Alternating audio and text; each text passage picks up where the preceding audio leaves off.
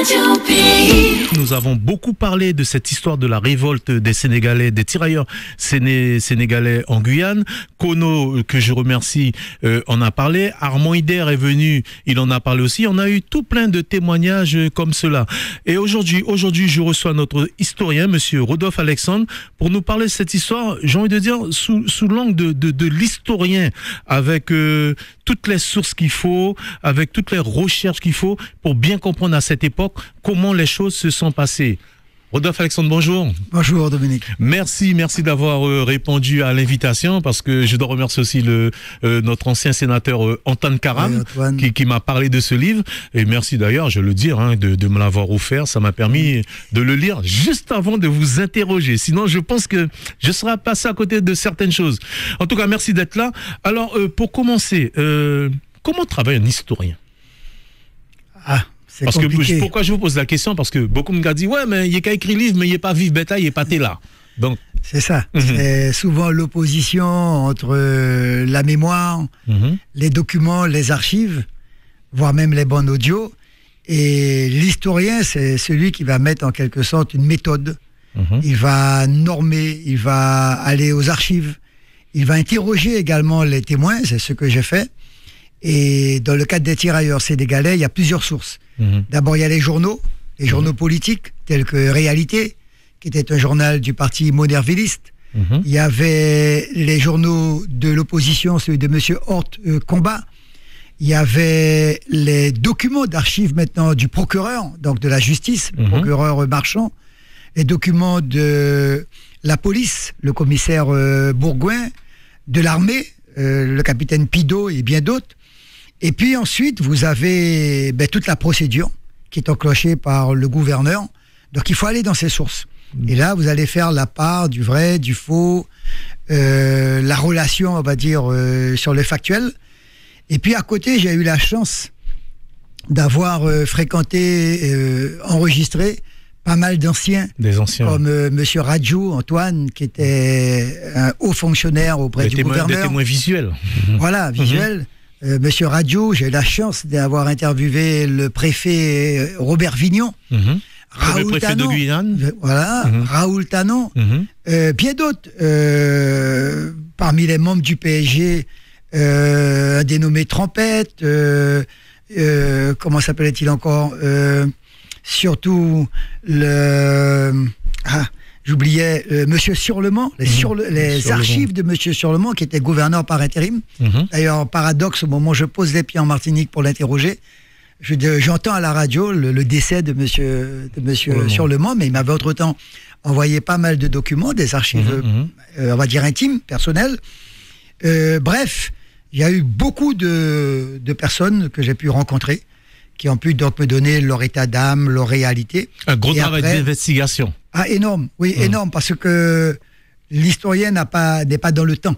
Il est sur les archives, sur la documentation. Il n'y a pas de vérité figée, mais il y a une méthode, une analyse, une critique de la documentation. Par exemple, entre ce que va écrire le procureur, qui est fondamentalement, on va dire, ou du moins comprend la révolte ou l'indignation, la colère des Sénégalais, et un dénommé Hort qui lui est très nationaliste, il va tout de suite accuser, attaquer l'État, trouver que c'est l'État, l'armée, voilà. Oui. Donc c'est après à vous de donner... C'est un jeu d'équilibre. Jeu d'équilibre si vous voulez, mais en tout cas c'est retracer un vécu, un espace-temps, parce que la mémoire elle est futile, la mémoire va oublier parfois certaines réalités, la mémoire sera passionnelle, la mémoire ne sera pas toujours réelle. Le document, c'est à vous de distiller, on va dire, cette vérité. Mais d'une manière générale, le document trace quand même un espace vécu, surtout quand on peut comparer documents militaires, documents de gendarmerie, documents de la police, documents des procureurs et autres. Et après, vous avez donc un diagnostic de la situation des Sénégalais en Guyane. Alors, autre question pour que les auditeurs puissent bien comprendre. Les Sénégalais, ils sont arrivés quand en Guyane et pourquoi ? Alors, c'est une vieille histoire. Les Sénégalais sont arrivés après les événements des émeutes qui ont été suscités à la mort énigmatique de Jean Galmo. Donc, on est en 1928. Il y a quand même 8 morts. Le gouverneur Maillet demande la pacification, donc une armée d'occupation, on va dire, pour réglementer, pour gérer le territoire. Calmer tout le monde, quoi, remettre de l'ordre. On s'attend à ce que d'autres représailles aient lieu, notamment contre les adversaires de Galmo. Et donc, le premier contingent des Sénégalais arrive aux environs fin 1928, début 1929. Et il restera, pour des raisons inconnues, sur le territoire de la Guyane, faisant un peu le rôle de police, allant à Saint-Laurent, allant sur Linini, allant au Sinamari, à Cayenne. Ils sont, pour la plupart, installés dans la garnison Loubert. Bon, ils n'ont pas été très bien accueillis, ça c'est incontestable. Mais toujours est-il qu'il va y avoir des relèves du contingent, pratiquement tous les 5 ans, tous les 4 ans. Mais arrive la guerre, 1939, la fluidité de la navigation maritime est très faible, pour ne pas dire fragile, parce que les croiseurs allemands sont au large, et donc on n'arrive pas à rapatrier ce contingent de Sénégalais. Ça veut dire que ceux qui sont arrivés en 1936 se retrouvent en 1946 toujours présents. 10 ans après. Pratiquement. Ils n'ont pas de relation avec leur famille, ils ont très peu de courriers, même si parmi les officiers, certaines connaissent l'Afrique, arrivent à donner quelques soubresauts d'informations, mais en tout cas, il y a un agacement, il y a une colère même qui est sourde, et ils veulent retourner chez eux. Ça, c'est le premier élément indicible. Et donc, alors, est-ce qu'il n'y avait que des Sénégalais? Parce que souvent on dit Sénégalais, et dans votre livre, j'ai eu la surprise de voir qu'il n'y avait pas que des Sénégalais, il y avait beaucoup d'ethnies différentes. Voilà. Les Sénégalais, c'est l'armée qui porte, en fait, son nom. C'est l'armée noire. C'était le terme qu'on appelait à l'époque. Et parmi eux, il y a toutes les ethnies venant de l'Afrique en général. Donc, il y a les Wolof, il y a les Bambara, il y a les Malinques de Cambi, il y a les Djerma du Niger, les tout couleurs, il y a les Kasuke, qui sont des guerriers, qui sont connus pour leur côté vindique. Il y avait également les Peuls et puis les Sarakols.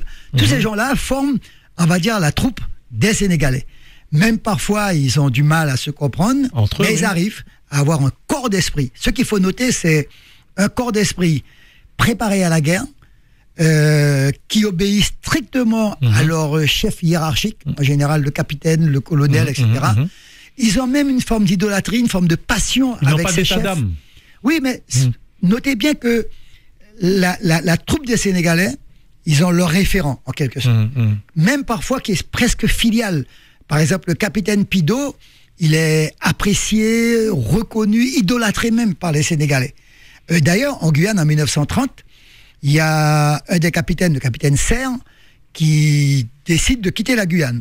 Mais il ne le dit pas à la troupe des Sénégalais. Et certains en sont vexés, voire fâchés, et ils vont l'assassiner.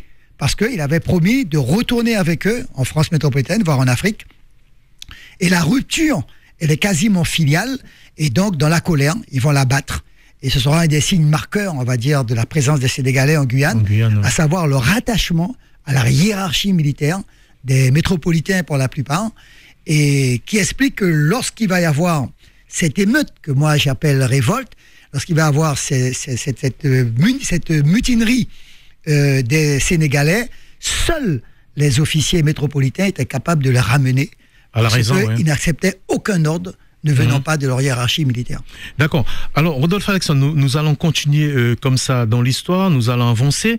Le contexte de l'époque, c'est-à-dire les rapports qu'il y avait entre la population guyanaise et ces Sénégalais, quel était-il? C'est très complexe, et très complexe. Alors, et notamment avec la gente féminine aussi. Très complexe. Alors, on a dit c'est une troupe de pacification, donc c'est une troupe militaire. Elle est stationnée en particulier à Cayenne, mais elle parcourt tout le territoire et joue son rôle de contrôle, de régulation de la sécurité. Donc elle n'a pas d'état d'âme, ça vous l'avez dit, et c'est vrai. Ensuite, c'est un corps qui vit seul, enclavé, isolé. Disons-le franchement, ils ne sont pas appréciés par la population. Sauf un ou deux qui sont reconnus. Il y avait un dénommé Oussef, qui jouait déjà au football, qui était réputé pour ses tirs, ses dribbles. Celui-là était à peu près admis dans la communauté créole guyanaise. Le sport lui a permis de s'intégrer, entre guillemets. Bon joueur, il est reconnu par tous. Donc celui-là, on l'accepte. Celui-là, on l'accepte. Il y avait un autre dénommé Léguéry Zerbo, qui en 1930-32 avait réussi sur le Maroni, pendant le naufrage de l'embarcation du gouverneur, à sauver le gouverneur et son épouse. D'accord. Donc il a plongé, nagé, ramené les deux sur une roche. il a été porté au nu, il y a même une cérémonie pour lui. Mais au-delà, il n'y a pas de rapport, on va dire, direct. Il n'y a pas d'échange. Quelques-uns. Certains Sénégalais fréquentaient le village chinois. Certains Sénégalais fréquentaient quelques femmes. Quelques femmes osaient afficher leur amour pour tel ou tel Sénégalais. Mais d'une manière générale, tout était plutôt caché. Et d'une manière générale, on ne les appréciait pas.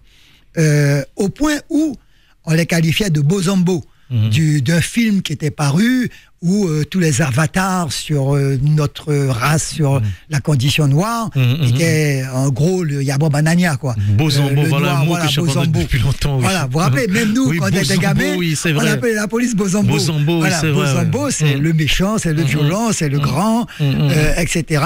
Et donc, même en Martinique, les Sénégalais n'étaient pas appréciés de manière générale. C'est pas comme aujourd'hui. Il n'y avait pas ce sentiment du retour aux sources, de l'esclavage, de la diaspora africaine. Non, il y avait une nette séparation. Et il faut dire que nous sommes en 1946. Nous sommes dans l'assimilation. L'assimilation, c'est ce que j'allais dire. L'assimilation joue son rôle à fond à ce moment-là. Voilà, on vient de voter la départementalisation. On est sur le cap. On s'apprête à la départementalisation, est pratiquement partie dans le processus.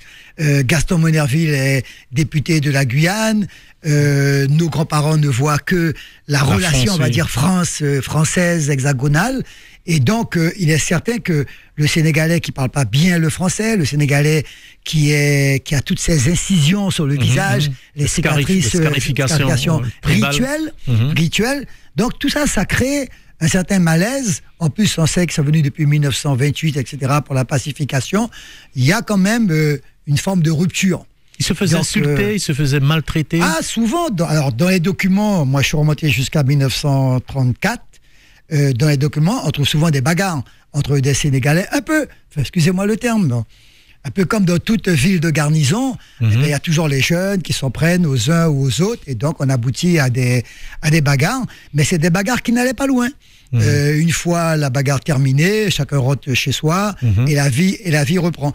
Et donc, ce qu'on peut retenir, c'est que les Sénégalais sont isolés, peu appréciés par la population, oui. Et eux, ils sentent cette distanciation, ils sentent ce mépris. Puisque du rejet, du mépris, voilà. Oui. Et le terme de Bozombo démontre bien la risée dans laquelle ils étaient plongés, le mépris qu'on affichait à leur égard. Et comme je vous dis, ne généralisons pas parce que quelques-uns fréquentaient quand même des familles guyanaises, rentraient, mangeaient même avec eux, et très très très peu de femmes affichaient officiellement leur amour, leur relation amoureuse avec les Sénégalais. Mais d'une manière générale, ils sont totalement isolés. Donc ce sont tous ces éléments en fait qui ont nourri, qui ont construit cette haine des Sénégalais vis-à-vis des Guyanais. Oui, enfin, vous employez le mot de haine, peut-être que ça viendra après, mais en tout cas, ce sont tous ces points-là qui vont créer de l'amertume, de la frustration, de la distanciation, du mépris, des risées, des vexations des uns et des autres. Prenons un exemple très simple. Vous aviez les cinémas à l'époque, cinéma Gaumont, etc. Eh bien, il y avait le balcon, c'était les bourgeois, les nantis, les fonctionnaires. Il y avait l'orchestre, on va dire la classe moyenne intermédiaire. Et puis après, il y avait Poulailler. Et après Poulailler, il y avait Bagnard et Sénégalais. Donc c'est clair. C'est clair, on avait une distinction, on va dire, il y avait la séparation, sociale des uns et des autres. Qui explique vraiment, je tiens à le démontrer, explique l'amertume des Sénégalais. Peut-être l'incompréhension des Guyanais, mais l'amertume des Sénégalais. Voilà, il y avait beaucoup d'incompréhension, et comme vous le dites si bien dans le livre, l'assimilation jouait son rôle à fond, d'où ce comportement. Alors, pour continuer, avant d'arriver justement à ce facteur déclencheur, au vu de tout ce que j'ai pu lire dans le livre, au vu de ce que vous dites, est-ce que le facteur déclencheur aurait pu être autre chose que ce fameux bal-là? Ah, ça, je pense pas. Je pense pas. Enfin, c'est pas... L'historien ne peut pas répondre à une telle question, mais comme je vous le dis, il y avait souvent des bagarres. Après le cinéma, après les dancing, parfois à l'occasion d'un match. Ça, il y a des rapports de police, on donne le nom, le matricule, on donne la personne. Après, ça s'arrête là. À ces bagarres, je viens de le dire, il y avait donc tout ce mépris, cette distanciation, mais le symbole déclencheur, c'est le carnaval. C'est le carnaval dans la fameuse nuit du dimanche 24 février 1946. Voilà, tous les Touloulous, ça donne à nos danses lascives, voluptueuses, autour d'un son très rythmé. Et il s'avère qu'il y a un Sénégalais présent dans la salle qui pense que la femme qui danse avec tel cavalier serait sa femme. Et il va commettre l'irréparable, le sacrilège, d'aller vers cette femme, la retirer du bras de son cavalier, enlever son masque. Ouais. Ça, vous le savez. Ça passe pas. Ça passe pas. C'est impossible. Même aujourd'hui, ça passe pas. Voilà. Et donc, le sacrilège commis, le cavalier tout de suite se met donc à rabrouer, à bousculer le Sénégalais. Oui. D'autres cavaliers se portent à la charge, et donc bagarre avec ce pauvre Sénégalais, on va dire. Il se retrouve cerné, oui. Ah, totalement, battu, pas léché, mais battu. Battu, expulsé, jeté dehors, et donc tout penaud, il s'en va. Et le carnaval reprend, les danses reprennent. Simplement lui, quand il rentre à la caserne, il appelle les amis à la rescousse. Certains échangent rapidement donc leur pyjama avec les shorts kaki, donc ils sont beaucoup plus libres de leur mouvement. Ils enfilent leurs chaussures, ils prennent des matraques et surtout ils prennent les ceinturons. Les gros ceinturons. Parce que nos parents ont connu les ceinturons. Alors, ils attachent le ceinturon à la main et donc ils dressent la boucle contre la personne. Ou alors le contraire, c'est une arme. Ou alors carrément le ceinturon qui est en balata, etc. Et donc là, ils retournent au Dancing Palace et là, bagarre générale. Ils vont battre tout le monde, hommes, femmes. Ils vont s'en prendre à l'établissement sans distinction. Sans distinction. Là, les gens vont se précipiter contre les parois, passer par les fenêtres. Sauf qu'il peut. C'est un sauf qui peut général et qui conduit donc à une grande stupeur, une grande peur, une grande panique. Mais en tout cas, tous ceux qui étaient là, hommes ou femmes, pour la plupart, sauf ceux qui ont pu fuir, ont reçu donc des coups de bâton, de matraque, tout ce qui passait. Tabassé, coups de bouteille, les gens etc. se faisaient tabasser systématiquement. Voilà. Et donc, on pense que c'est terminé, mais la colère, alors peut-être tout à l'heure le mot employé, la haine, colère des Sénégalais, la frustration qu'ils ont nourrie, voilà, elle va se décupler. Et là, maintenant, ils vont se rendre dans tous les centres de loisirs, de danse, parce qu'on est en carnaval. On est en carnaval, oui. Donc, du Dancing Palace, ils vont se rendre au Petit Balcon, à l'Olympia, à la Violaire. Et ensuite, ils iront au cinéma Gaumont. Au cinéma Gaumont. Et là, pareil, surexcitation totale, indicible. On frappe tout le monde, hommes, femmes, et même quelques-uns commencent à sortir les fusils. Alors pour l'instant, il n'y a pas encore de tir de fusil, mais à coups de crosse, on tabasse notamment les hommes. De baïonnettes aussi, paraît-il? Non, pas de baïonnettes. Pas de baïonnettes. Il y a, je crois, 2 cas qui ont été nommés de blessures. De blessures, plutôt le lendemain, le lundi. Mais là, pour l'instant, il n'y a pas encore de coup de fusil. Il n'y a pas encore de coup de fusil. Ouais. Là, nous sommes toujours dans la journée du 25. Coup de quoi, là 24. Oui. Coup de crosse, coup de balata, coup de matraque, planche, tout ce qui tombe dans leurs mains fracasse donc la moindre résistance. Il y a eu des résistances, mais dans deux instants, à 30 personnes qui débarquent dans une salle de bal où tout le monde est en train de s'amuser, on n'a pas l'esprit là-dessus. C'est sûr qu'ils ont le rapport de force. Il y a quand même quelques attouchements, quelques tripotages. Alors, on ne parle pas de viol, mais en tout cas, il y a des tripotages qui ont lieu. Le terme figure dans les archives. Et la soirée se termine comme ça. 2, 3 dancing. Le cinéma sera particulier, cinéma Gaumont, parce que là, on a le capitaine Pido qui rentre dans la salle, revolver à la main, et qui dit laissez-les faire, ils ont raison, vous les méprisez, etc. Alors ça va faire du bruit. Ah ouais, d'accord. C'est Horthe qui va reprendre ça dans son journal, qui va attaquer l'État, etc. Et donc, qui fait c'est là qu'on voit une complaisance de quelques officiers. En gros, pour se dire, laissez-les se décharger de leur colère. Après, on ramène tout le monde à la caserne et on n'en parle plus, quoi. Et ça, le premier incident qui est écrit noir sur blanc dans les rapports à la fois de police, même du gouverneur, c'est lorsque le capitaine Pido, revolver à la main, rentre dans la salle du cinéma, donc menaçant les gens. Et loin de calmer les Sénégalais, au contraire, leur dit laissez-les faire, ils ont raison. Mais ça, j'ai le texte là, je pourrais même le lire après si vous le voulez. Voilà, Roland Horth qui a d'ailleurs écrit le rapport Combat Guyane. Oui, alors c'est le journal Combat, et Raymond Horth fera partie de ceux qui vont dresser un mémoire à charge contre l'État, contre la police, contre l'armée, sur le fait que le rétablissement de l'ordre est aussi tardé, parce que là, on est le dimanche. Maintenant, si on passe au lundi matin, vous imaginez, ceux qui ont pris des coups, mais tout le monde rentre chez soi. C'est un lundi de carnaval, lundi gras. Les gens vont pour la plupart aller au marché, faire leur vie, parce qu'à l'époque, il y avait le marché. Il y avait le marché qui fonctionnait tous les jours, oui. Voilà, et là, on voit apparaître non pas 40, mais une cinquantaine de Sénégalais, fusils à la main, non plus en bandoulière, les matraques, les sabres, qu'on appelle les coupe-coupe. Et là, ça y va, là. C'est la terreur. Là, c'est la terreur. Là, c'est la terreur. Donc, il y a des blessés très graves. Donc, déjà, le dimanche, il y avait quelques blessés. Vous avez le livre. Tout à fait, oui. On donne des noms. Voilà, quelques blessés. René Vincent, ajusteur mécanicien, Némouté, Lodoïs, Nobal Félix, Pelage Marius, Tara Dandré, Toussaint Marc, Accorda Eugène, Lima Janvier, Firka Jean. Tous ces gens-là sont déjà blessés dès la veille. Je crois même que tu as vu un parent à toi. Oui, j'ai vu Francis Nugent, oui. C'est le grand-père, Francis Nugent, qui s'est fait tabasser 2 fois, lui. Mais c'est pas des chance. Ou bien il était major. Ou les deux. Oui, c'est un résistant. Parce que là, je ne l'ai pas dit, mais ceux qui sont battus, par exemple, le dimanche soir, dans mon petit balcon, c'est un lieu populaire, hein, donc on trouve toutes les classes sociales, sans pour certains travailleurs à la mairie. Donc le lendemain, quand ils vont débarquer au parc de Voirie, là, il y aura des barcards. À nouveau.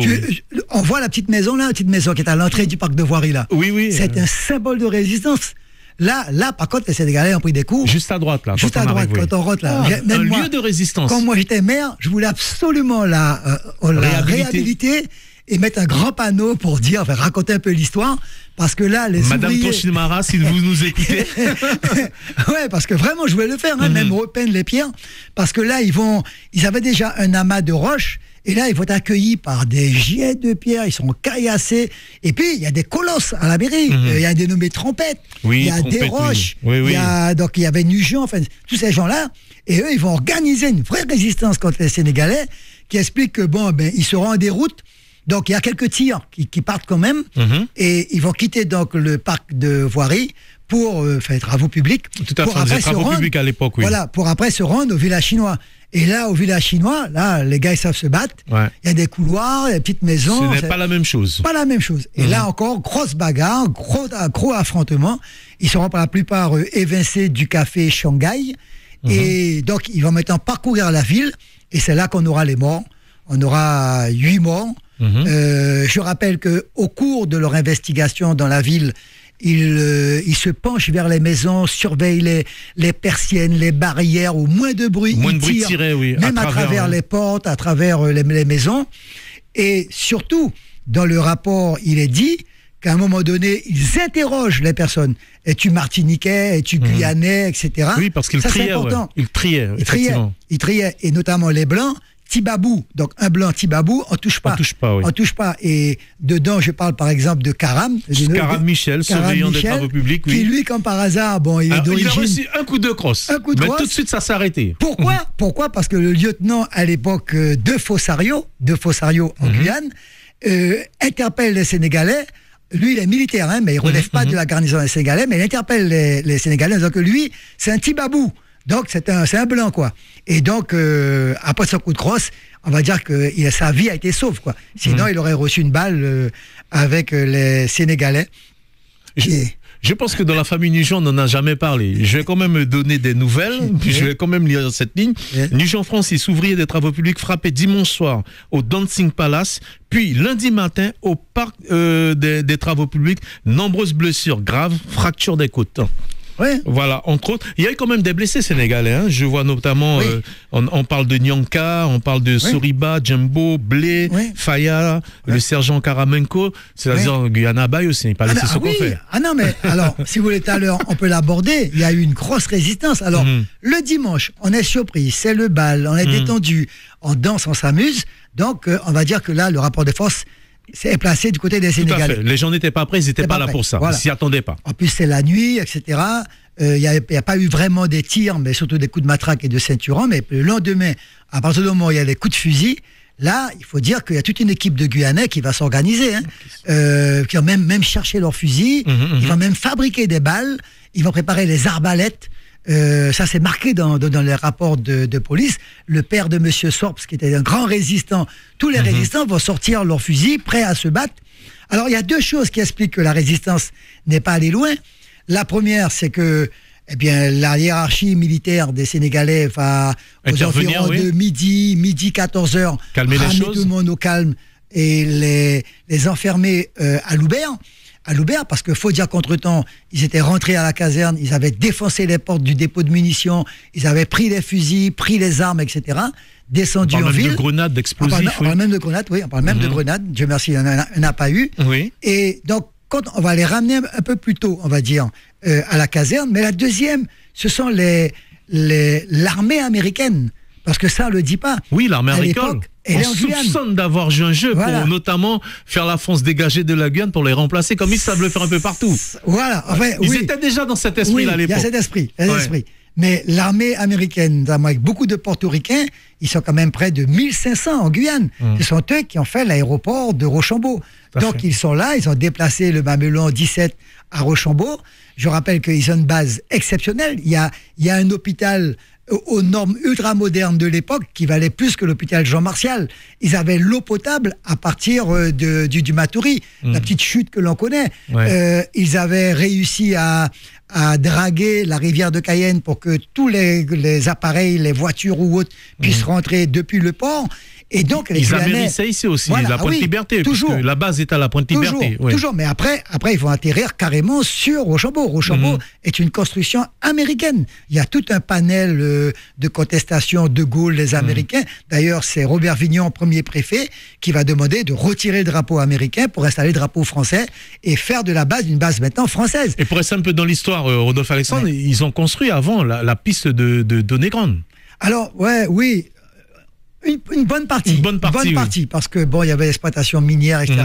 Mais si vous voulez, là, en fait, il y a eu un subterfuge pendant la guerre exceptionnel qui a échappé au régime de Vichy, qui est le régime de collaboration avec l'Allemagne nazie. L'Allemagne nazie, oui, effectivement. Et donc, la famille Claire, à Vasse, à l'époque, ce sont eux qui avaient Sainte-Claire, etc., ont réussi à faire, on va dire, un subterfuge administratif au prétexte de vouloir avoir une compagnie aérienne qui s'installe en Guyane.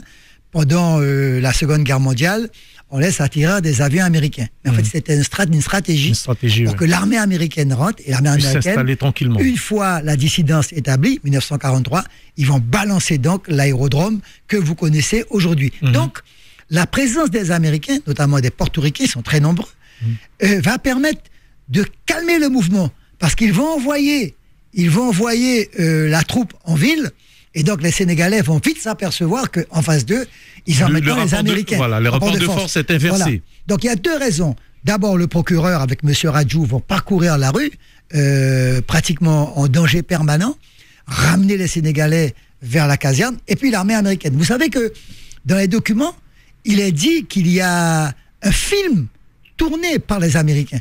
Alors j'ai interrogé tout ce que je pouvais comme archives aux États-Unis, etc., pour essayer de retrouver ces documents. Et je ne désespère pas un jour qu'on puisse retrouver donc ce film, comme on a retrouvé beaucoup de films sur le bagne tournés par les Américains à l'époque, aux îles du Salut et ailleurs.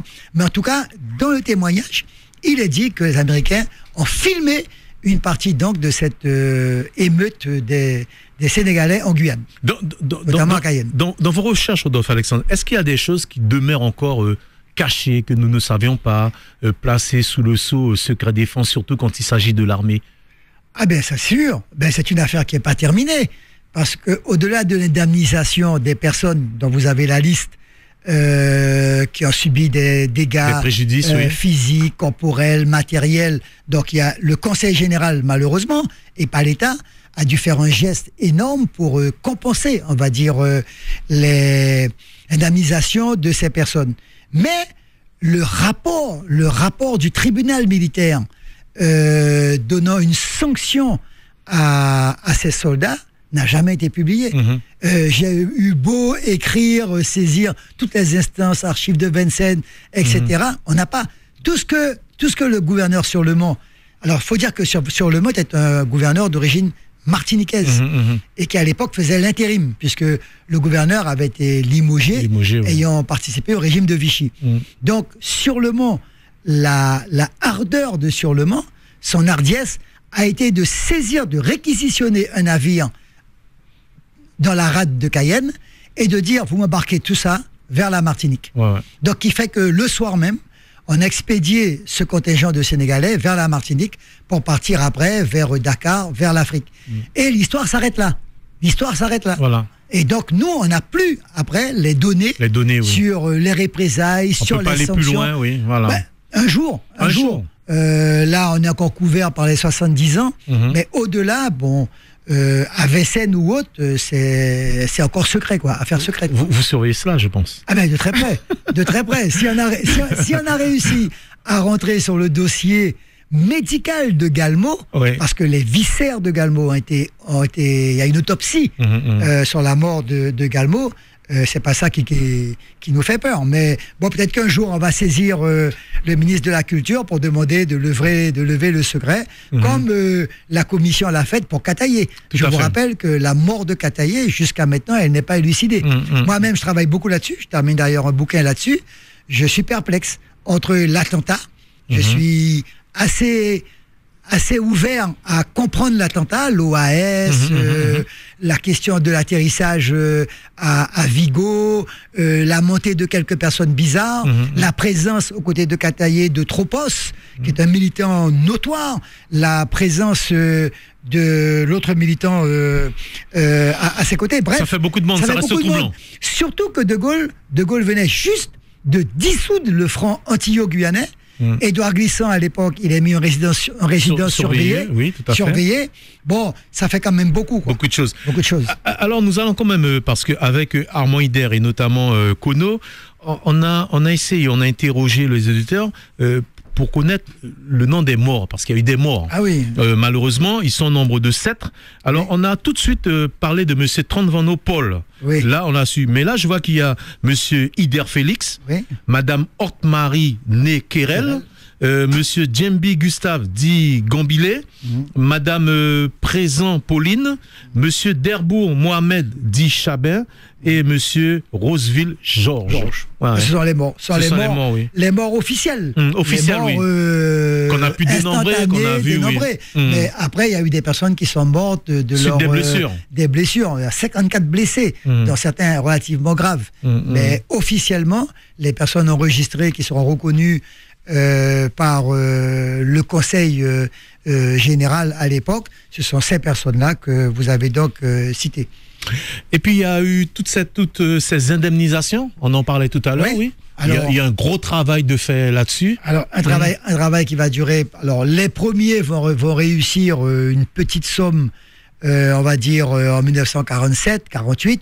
Mais la vraie indemnisation va remonter pratiquement des années 48-49 et c'est le préfet Robert Vignan qui va saisir le Conseil général et qui donc va débourser pour indemniser la plupart de ces personnes.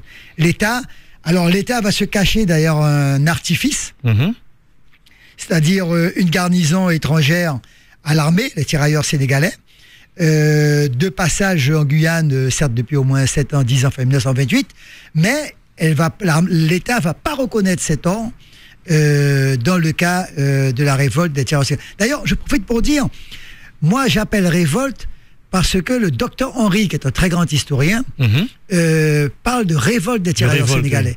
Et moi, à force de travailler sur les documents, je conclus comme lui que c'est une révolte. Mais pour la documentation officielle, le procureur Marchand, le gouverneur Sur-le-Mont et bien d'autres, c'est pas une révolte.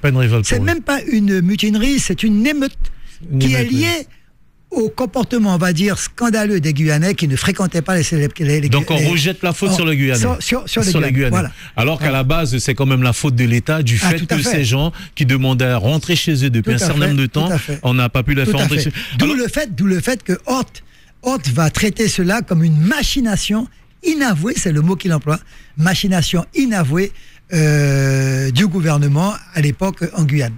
Alors, je vois que beaucoup de personnes se sont battues quand même pour être indemnisées. Je retrouve un nom que nous connaissons tous, Monsieur Lecomte Auguste, par exemple, qui a pu récupérer 8 000 francs, Monsieur Cupidon, 6 000 francs. Ah ouais, beaucoup.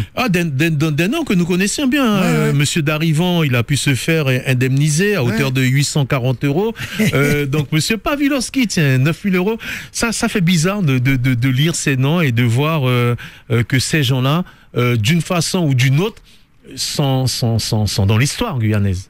Oui, puis bon, c'était juste parti que d'indemniser des personnes qui n'avaient rien demandé, qui ont eu le malheur d'avoir rencontré, croisé les tirailleurs sénégalais, sauf quand quelques-uns sont rentrés délibérément dans des maisons. Vous savez qu'il y a eu quand même des meurtres, il y a eu des assassinats, on va dire. Vous avez les noms là. Oui, tout à fait, oui. Couchés carrément devant leur maison, devant leur porte. On frappait à la porte, si vous ouvrez, vous recevez une balle. Et si vous aviez le malheur de dire un mot à l'intérieur, on tirait. Mais ils sortaient pour tuer de toute manière. À une époque, j'avais fait une émission avec Guyane Première à l'époque, et on avait fait un petit film où on montrait encore quelques balles dans des maisons. Certaines habitations. À l'époque, je me rappelle, à Félix Seboué. Et bon, depuis lors, moult choses sont passées, mais il était normal. Vous savez, c'est comme pour la Seconde Guerre mondiale. Les gens qui ont été déportés aux îles du Salut ont été indemnisés, donc reconnus comme des résistants. Donc dans le cas d'espèces, c'est un peu normal, sauf que c'est pas l'État qui paye, c'est la collectivité, le Conseil général qui va donc indemniser. Et non sans force de dossiers remontés à Paris, parce que Monerville en fera une affaire quasiment personnelle, puisqu'il est appuyé à l'époque par Vermont Polycarpe, par un dénommé Achille, etc. C'est le parti radical qui est pratiquement au pouvoir, et donc ils vont monter très haut à Paris. René Jadfar, à l'époque, est un opposant. Il a perdu les législatives de 45, il va gagner celles de juin 46. À l'époque, lui aussi, il va faire campagne, pétition pour indemniser donc les Guyanais. Et donc, c'est une Guyane qui est particulièrement en mouvement, qui se recherche solidaire sur une affaire qui, pour eux, ne les concernait pas, quoi. Je vais juste donner un cas pour montrer que l'État ne prenait vraiment pas ses responsabilités. Dans le cas de M. Travano qui est décédé, ces deux enfants ont été indemnisés qu'à hauteur de 4 000 francs. Je peux pas. Là, j'ai pas calculé vraiment les montages de prix par rapport aux blessures. En général, toutes les personnes qui sont indemnisées sont celles qui ont subi des sévices corporels, physiques, ou sur des biens matériels. Des biens matériels. Donc, comme ce fut le cas, par exemple, de la famille Plénette, il y a des noms comme ça qu'on retrouve. En tout cas, franchement, un livre particulièrement intéressant. Un livre que j'ai envie de dire que tous les Guyanais devraient lire pour comprendre, parce que ça aussi, ça fait partie de notre histoire. Et le but de cette émission, Monsieur Rodolphe Alexandre, que j'anime tous les jours, c'est vraiment de rentrer dans l'histoire de la Guyane. Quel que soit le niveau d'histoire, ça peut être l'agriculture, la culture, et notamment la révolte des tirailleurs sénégalais. Des témoins vivants, j'en trouve, pour certains sujets. Je vous remercie d'être venu. Et quelle conclusion pour en faire de tout cela? Ce soir, vous m'avez donné de l'apaisement, de la détente. Il va falloir revenir plus souvent. Aujourd'hui, j'ai retrouvé votre métier de cœur. Mon métier, j'ai choisi d'être historien. Cet ouvrage, c'est mon éditeur qui a voulu le republier. Il avait connu un franc succès, notamment aux Antilles, parce qu'aux Antilles, il y a eu une courte escapade révolte des Sénégalais à une époque donnée, d'où le terme de Bozambo. Il est parti des Antilles.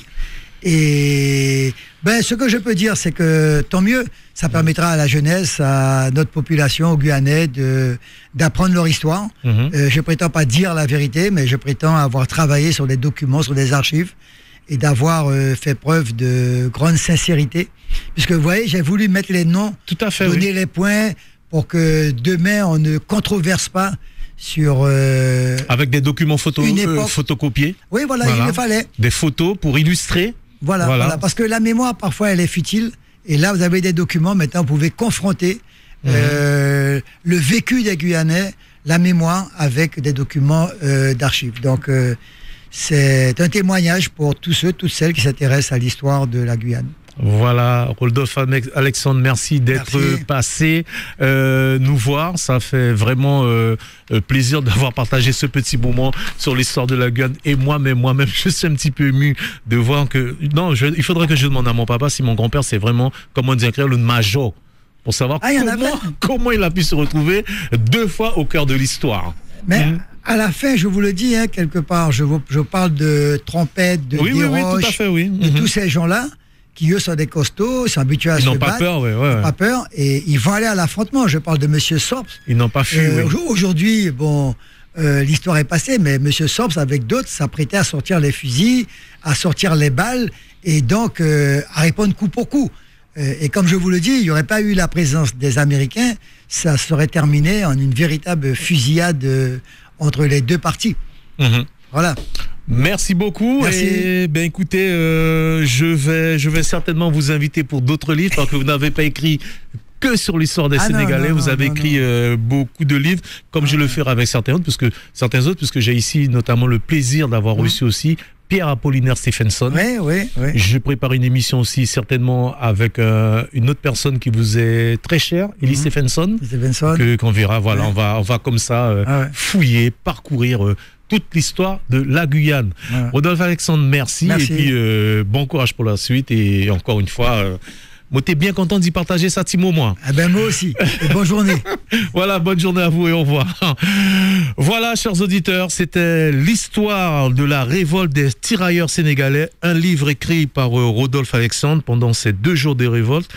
Ça s'est passé à Cayenne le 24 et le 25 février. J'espère qu'en tout cas que grâce à cette émission, nous tout cas renouer avec l'histoire de nos côtés, nous tout cas essayer, ou en tout cas qu'à essayer de comprendre, nous chercher comprendre ça qui passe de nos côtés, parce que pour avancer, pour pouvoir évoluer, il faut bien savoir quelque part d'où l'on vient.